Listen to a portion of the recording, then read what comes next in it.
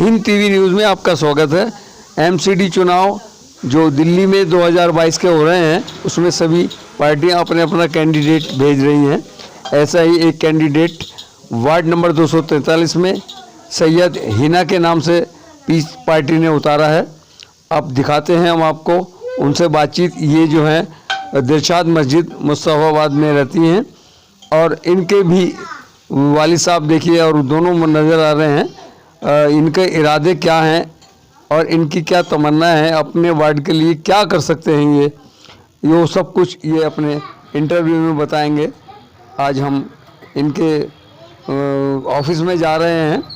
ये सामने आप देख रहे हैं, दिलशाद मस्जिद के पास ही इनका घर है। हमने बताया था अभी आपको जी। और इसमें इन्होंने जो भी बताना हमें इतना बताया, क्योंकि पढ़े लिखे ये कैंडिडेट हैं और हर काम के लिए पढ़ा लिखा कैंडिडेट का होना भी ज़रूरी है। जी हाँ, पढ़े लिखे कैंडिडेट वाकई में कुछ अपने वार्ड में करके दिखाता है। देखें एक रिपोर्ट हमारे संवाददाता द्वारा। अस्सलाम वालेकुम। चैनल के माध्यम से मैं अपनी बात आपको सभी वार्ड वालों को शुभकामनाएं देता हूं। मेरी बेटी मुस्तफ़ाबाद की बेटी है, आप लोगों की बेटी है। ये आपके बीच में आ रही है। पीस पार्टी हमारी अपनी पार्टी है, जिसके अध्यक्ष हैं अकरम साहब और राष्ट्रीय अध्यक्ष हैं अयूब भाई अंसारी साहब। आप लोगों से इतनी इत्तला करना हूँ, पढ़ी लिखी बच्ची आपके बीच में आ रही है, आपके सभी काम करेगी। जितने एरिया वाई काम हैं वो काम आपका बजट मुस्तफ़ाबाद का कभी वापस नहीं होगा। जो 15 साल से वापस होता आया, आगे वो वापस नहीं होगा। नमस्कार, आदाब, मैं हूँ इदरीस जेके और आप देख रहे हैं एमसीडी इलेक्शन की कवरेज हिंद टीवी न्यूज़ पर। हर प्रत्याशी अपने क्षेत्र में कुछ करने का दावा रखता है, कुछ करने की जो है तमन्ना रखता है। इसी सिलसिले में कल नॉमिनेशन हुआ था, आज सबको टिकट मिले हैं और आज हम मौजूद हैं सैयद हिना के यहाँ ऑफिस पर, जो दिलशाद मस्जिद पर है, वार्ड नंबर 243 है। इनसे मालूमात करते हैं कि ये अपने क्षेत्र को चमकाने के लिए क्या क्या करेंगी। जी हिना जी, हमारे चैनल में आपका स्वागत है। अस्सलाम वालेकुम वरहमतुल्लाहि वबरकातुहू। जी, आप सबसे पहले मेरा सवाल ये रहेगा आपसे जी कि आप अपने क्षेत्र को चमकाने के लिए, जी हाँ, जो भी क्षेत्र है आपका, वार्ड नंबर 243 क्या है आपके लिए? सर 243 मुस्तफ़ाबाद समस्याओं का भंडार है। जी देखिए, एक मैं पहली बार पढ़े लिखे कैंडिडेट से बातचीत कर रहा हूँ, इंटरव्यू ले रहा हूँ। उन्होंने बताया कि समस्याओं का भंडार है। जी, इस भंडार को सुधारने के लिए क्या करेंगे? सर सबसे पहले मैं पढ़ी लिखी हूँ, मुझे पढ़ाई लिखाई का महत्व पता है। तो यहाँ पढ़ाई लिखाई बिल्कुल ज़ीरो है। यहाँ एक प्राइमरी स्कूल है, वहाँ पे बच्चे पढ़ते हैं लेकिन उनकी पढ़ाई पे कोई ध्यान नहीं दिया जाता और वहाँ पे उर्दू नहीं है। हम उर्दू पे ज़्यादा काम करेंगे और उर्दू मीडियम स्कूल भी इंशाल्लाह एक बनवाएंगे। राजनीति को आप क्या मान के चलती हैं? सर राजनीति सामाजिक सेवा है जी। जो मेरे पापा काफ़ी सालों से करते आ रहे हैं, दर पीढ़ी दर होता आ रहा है हमारे यहाँ पे। तो इस राजनीति को आगे बढ़ाने के लिए आपने अपना कदम बढ़ाया है। जी जी जी। जो आपकी क्या क्या तमन्ना है? सर मेरी तमन्ना तो फर्स्ट ऑफ ऑल वही है, पढ़ाई बच्चों की, कि पढ़ाई लिखाई हो ताकि बच्चे आगे जाएं। दूसरा समस्या हमारी सर यहाँ पे हॉस्पिटल नहीं है जच्चा बच्चाओं का, तो सर एक हॉस्पिटल हम वो ऑर्गेनाइज करेंगे। और यहाँ पे शादियाँ, जैसे गरीब होते हैं तो गलियों में शादियाँ होती हैं, तो हमें एक बारात घर है जो सरकार की तरफ से हम खुलवाएंगे उसको। उसमें कम पैसा लगेगा, बस वो जो सरकार के खाते में जाएगा वही पैसा लगेगा। और दूसरा सर यहाँ पे घर बनता है तो जैसे लेंटर डलते हैं तो उनसे करप्ट होता है, पैसे लिए जाते हैं, लिंटर माफिया आते हैं जी। और जो है वो आके परेशान करते हैं जिनका घर बन रहा है। जी, जी। उनके लिए क्या करेंगे? उनके लिए मैं सर ये रोकूंगी, इस पे सख्त कदम उठाऊंगी। और समर सेविल भी लगता है तो उस पर भी पैसे लिए जाते हैं, और जैसी पटरी वाले होते हैं बेचारे, उनसे भी पैसे लिए जाते हैं। तो सर मैं इस सब करप्शन को इंशाल्लाह रोकूंगी, इस पर सख्त कार्रवाई करूंगी। जैसे कि आम तो वो जो अभी आया है वो कोरोना था, जी। कोरोना 9। जी हाँ, कोरोना काल में इस कदर पब्लिक परेशान हुई, उसमें आपने पब्लिक की क्या क्या मदद की? सर हमने पब्लिक की बहुत मदद की, मतलब सब काम से घर पे बैठ गए थे तो खाना वाना सब आता था, तो पापा उनकी बहुत मदद करते थे। सारा पापा वहाँ से जाके राशन लाते थे, बांटते थे, सबको देते थे। तो इस तरह पापा ने उनकी मदद करी है गरीबों की। और सर बहुत से ऐसे हैं जिनके राशन कार्ड नहीं थे, उस पर भी मैंने काम किया है अपने हाथों से। और पहचान पत्र भी बनवाएं, पापा के ऑफिस पे कैंप लगता था, आधार कार्ड भी बनवाएं और सबकी लिस्ट सर ये रही, हमने सब बनवाया था। जी, यहाँ पे इसमें जी सब जी कुछ। जी जी जी हाँ, लिस्ट होनी भी चाहिए। जी जी, और जैसे भयंकर बीमारियों का दौर होता है, कभी कभी जी, मलेरिया है, सब कुछ है। जी जी इस चीज के लिए आप किसको जिम्मेदार मानेंगे? सर सरकार को ही मानेंगे, क्योंकि यहाँ दवाई ववाई कुछ नहीं आती। सबसे पहली बात तो ये डेंगू फैलता है, क्योंकि नालियाँ पूरी फुल्लम फुल भरी हुई हैं, नालियों की साफ़ सफाई नहीं होती। ज़रा सी बारिश आती है, गलियों में पानी भर जाता है, वो पानी भरा रहता है तो मच्छर पैदा होते हैं, बीमारियाँ अपने आप लगती हैं, बच्चों को होती हैं, बड़ों को होती हैं, सबको होती हैं।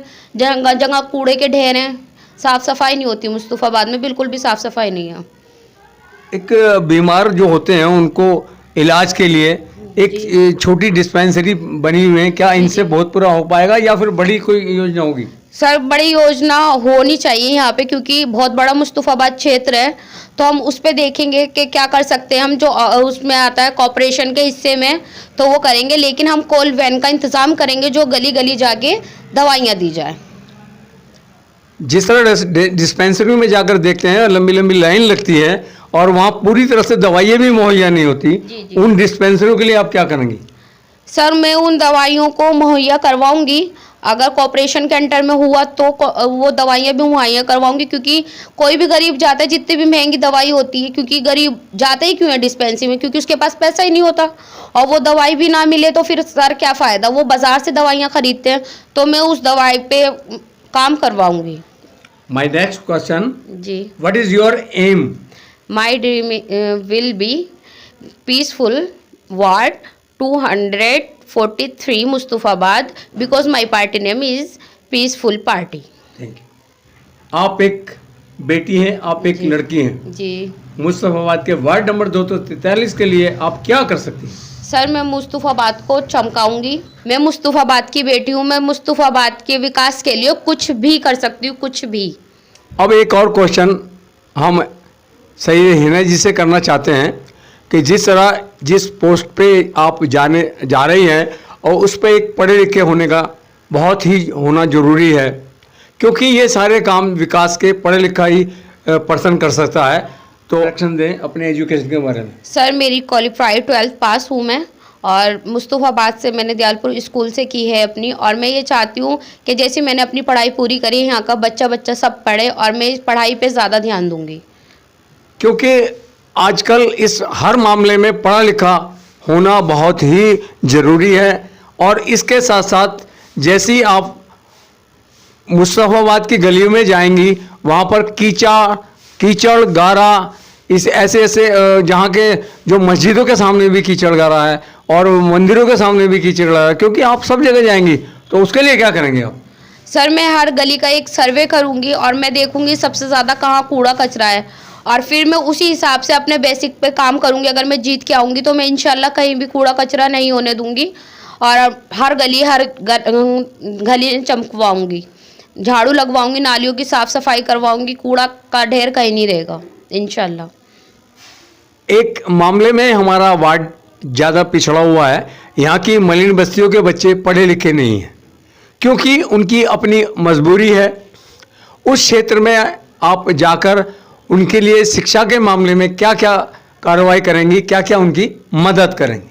सर मैं खुद एक मतलब गरीब बच्चों को ट्यूशन देती हूँ, फ्री ऑफ कोर्स, मैं कोई फीस नहीं लेती उन बच्चों से, और मैं चाहूँगी कि मतलब उनके लिए हम एक एनजीओ या स्कूल की व्यवस्था कर सकें ताकि वो जा सके, क्योंकि सरकारी स्कूल में क्या होता है, बच्चों के पास किसी भी वार्ड में ऐसा प्रत्याशी नहीं मिलेगा जो बच्चों को फ्री शिक्षा दे, जबकि सैयद हिना जो है बच्चों को फ्री शिक्षा देती हैं। जी जी, और बच्चों से आधार कार्ड मांगा जाता है, क्योंकि उनके गरीबों के डॉक्यूमेंट्स पूरे नहीं होते। तो हम चाहेंगे कि उनके डॉक्यूमेंट्स पे ज़्यादा काम करा जाए, क्योंकि मैं अभी घर घर गई हूँ तो सबने ज़्यादातर मुझसे यही बोला है कि हमें इतने साल हो गए, हमारा आधार कार्ड नहीं है, हमारा राशन कार्ड नहीं है, हमारा पहचान पत्र नहीं है। तो सर हम इस पर ज़्यादा काम करेंगे, क्योंकि ज़्यादा से ज़्यादा उनके डॉक्यूमेंट्स पूरे करवाए जाएँ और बच्चे अपनी पढ़ाई को पूरा करें। अब शिक्षा का मामला आया है तो एक चीज़ और आई है, जैसे मिड डे मील है, बच्चों का खाना भी है, और बच्चों के खाने के साथ साथ उनकी ड्रेस भी है, उनकी किताबें भी हैं, हर चीज़ जाकर किस तरह से चेक करेंगे आप? सर हम वार्ड नंबर रखेंगे उस टाइम पे कि मतलब आज हम खाना चेक करेंगे, यूनिफॉर्म चेक करेंगे, हर क्लास में जाके पढ़ाई देखेंगे कौन सा टीचर क्या पढ़ा रहा है। और सर उर्दू मीडियम स्कूल बनवाएंगे इंशाल्लाह, और उर्दू नहीं है उस स्कूल में तो उर्दू के टीचर भी रखवाएंगे और उर्दू पे भी ध्यान देंगे, क्योंकि इंग्लिश मीडियम हिंदी मीडियम चारों तरफ स्कूल है लेकिन उर्दू मीडियम नहीं है। तो हम चाहेंगे कि उर्दू मीडियम स्कूल हमारे मुस्तफ़ाबाद में एक खोला जाए। जी, एक ये मुस्तफ़ाबाद का जो वार्ड है 243 वार्ड, बहुत बड़ा वार्ड है, और इसको मेंटेन करने के लिए आप क्या क्या यत्न करेंगी? सर मैं हर गली में 5-5 लोगों की कमेटी बनवाऊंगी और उनसे रिपोर्ट मांगूंगी, और वो मुझे लाके सारी रिपोर्ट देंगे। मैं आगे जाके विभाग में वहाँ पे दिखाऊंगी और वहाँ काम करवाऊंगी। नहीं है, जैसे लाइब्रेरी नहीं है, यहाँ पे लाइब्रेरी नहीं है, यहाँ पे एक मैं लाइब्रेरी बनवाऊंगी जिसमें लड़के लड़कियाँ पढ़ सकें। और यहाँ पे डाकघर नहीं है, पोस्ट ऑफिस, तो मैं पोस्ट ऑफिस भी खुलवाऊंगी यहाँ पे। और एक पंचायत घर होना चाहिए जहाँ बड़े बूढ़े बैठ के बात कर सकें। ये मुस्तफ़ाबाद इतना बड़ा वार्ड है और यहाँ पे सिर्फ एक ही कब्रिस्तान है। इंशाल्लाह अगर मैं जीत के आती हूँ तो हम एक अच्छा सा बड़ा सा कब्रिस्तान भी बनवाएंगे इंशाल्लाह। अब लास्ट का एक क्वेश्चन ऐसा है, अपने इस देशवासियों के साथ साथ अपने क्षेत्रवासियों के साथ साथ अपने वार्ड वालों से क्या अपील करना चाहेंगे आप? सर मैं उनसे ये अपील करना चाहूँगी, मैं पढ़ी लिखी आज के टाइम की लड़की हूँ, तो आप मुझे वोट देके मेरी जीत करवाएं। इंशाल्लाह आपको शिकायत का कोई मौका नहीं मिलेगा, और मैं एक पढ़ी लिखी आऊँगी, आने वाला कल हूँ मैं, तो मुझे अपनी ज़्यादा से ज़्यादा वोट देके मुझे जिताएं। मेरी आप सबसे ये अपील है, रिक्वेस्ट है, प्लीज़ सपोर्ट मी। अस्सलाम वालेकुम वरहमतुल्लाहि वबरकातुहू। हमारे चैनल में आपका स्वागत है, कृपया लाइक व सब्सक्राइब